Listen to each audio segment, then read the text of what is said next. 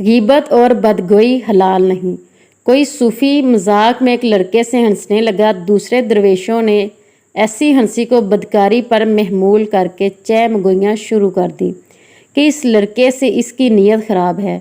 یہ بات چلتی چلتی ایک سمجھدار صاحب نظر تک پہنچی تو اس نے کہا، اپنے صوفی بھائی کی پردہ داری نہ کرو۔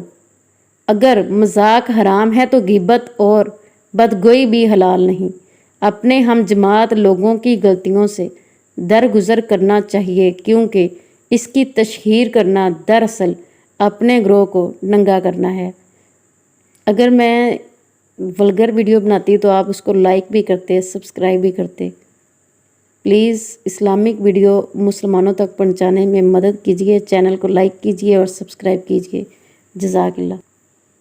اللہ پاک آپ اور ہم سب کا حامی و ناصر۔